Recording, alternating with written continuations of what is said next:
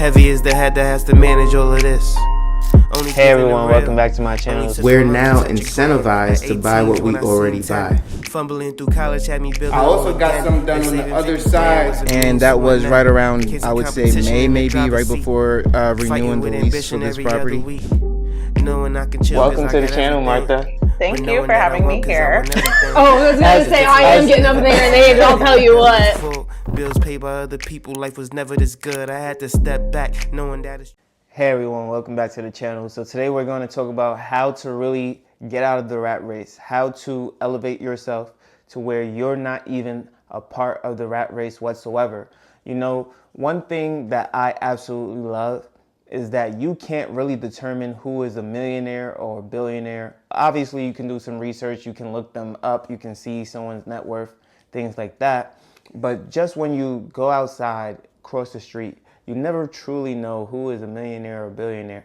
I absolutely don't have to look it up, but my neighbor right across from me is most likely a multi-millionaire. Why? They're retired. Enough said, right? Now, it doesn't mean that everyone who is retired has millions of dollars in the bank. They could be living off of pennies, right, and things like that.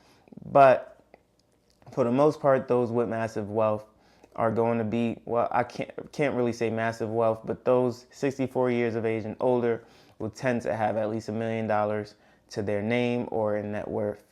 Now, with that being said, how do you truly escape the rat race, right? We have all these vehicles that help us to get to a place in which once we're 65 or older, we are in a better position to now live our life fully. What I will say to that is, if you're just going to invest in the stock market, yes, it'll go up 10, 15%. You will make money and you will be able to retire within 30 plus years of doing so. If you invest in real estate, it'll go up 3% in appreciation year over year. That is what is customarily done throughout its time, right? Now, we've had an amazing run up just recently, and a lot of people have recency bias. And I'll be the first to tell you that my appreciation was well over about 7% just last year. That does not mean that every single year will be like that. In fact, some years may even be negative.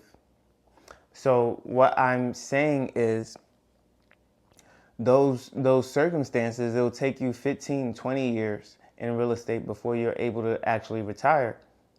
What is the one easiest way to entry that you can absolutely become a multi-millionaire in a year? And there's only one that I can think of, and it's options trading. Now, as an investor, and this group is called Invest with Festus, we don't talk about this often because I am not an options trader. In fact, I may even get a tattoo very soon, which would be my first, stating or identifying with why I personally don't options trade. Now, the last 2 times that I made an options trade, I made thousands of dollars. But prior to that, I had also promised myself that I would not options trade anymore, which is why I need to get the tattoo.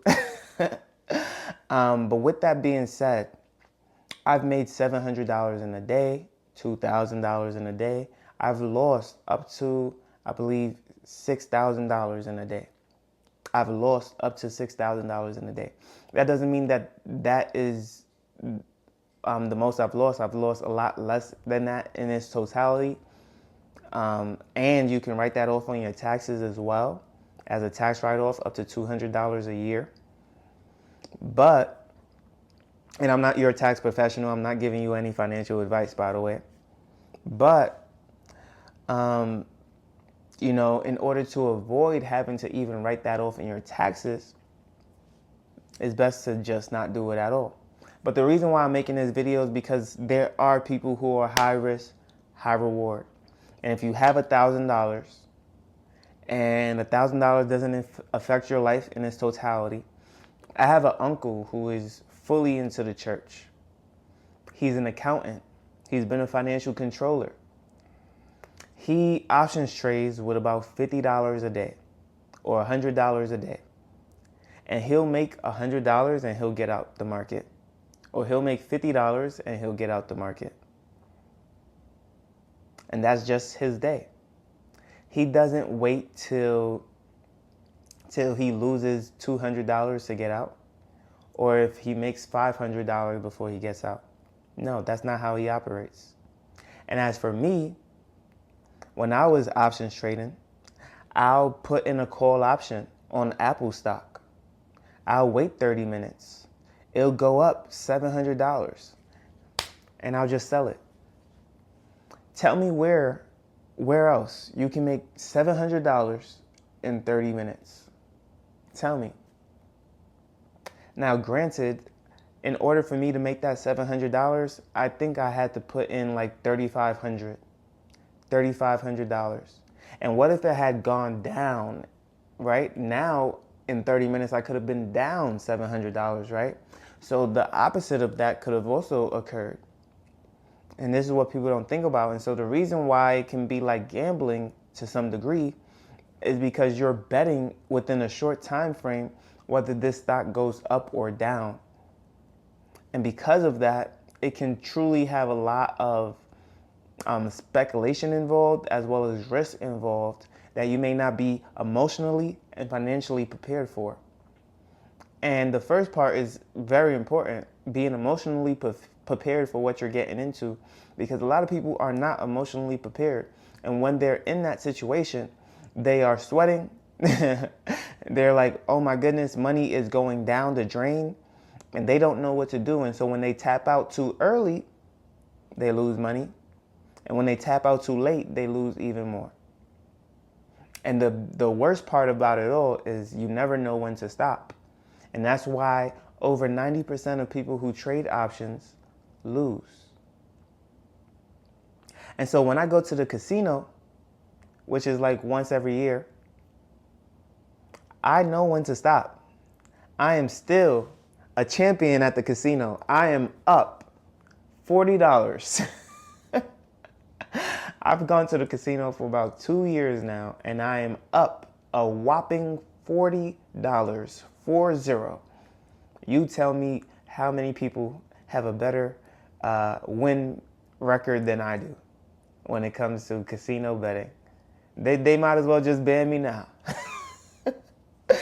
But truthfully, listen, if everybody was up $40 on the casino, would they be in business? No. And so when you see me go to the casino, next time we talk, I might be up only $10. But I'll still be up. I promise you that. So with that being said, options trading is a way where you can make millions. And the reason why I thought about this is because of Roaring Kitty. When he went with GameStop and the meme stock GameStop. And I was telling everybody, put a put option on GameStop in 2024. It went down significantly.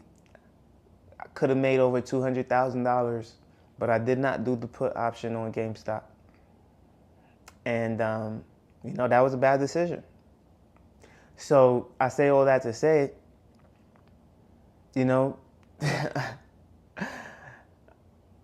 life can be a gamble, high risk and definitely high reward.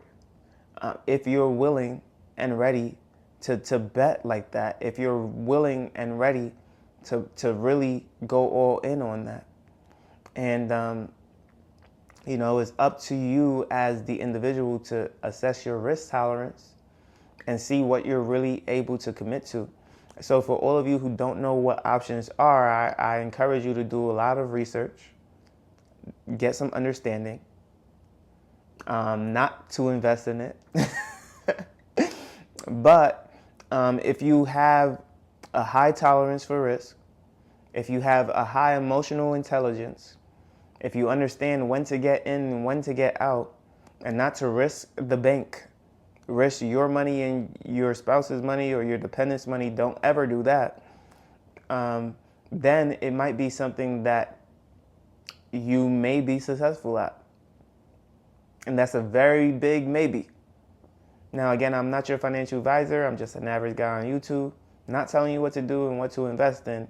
But I feel like it is my duty for those high risk takers to at least speak on the topic of options trading.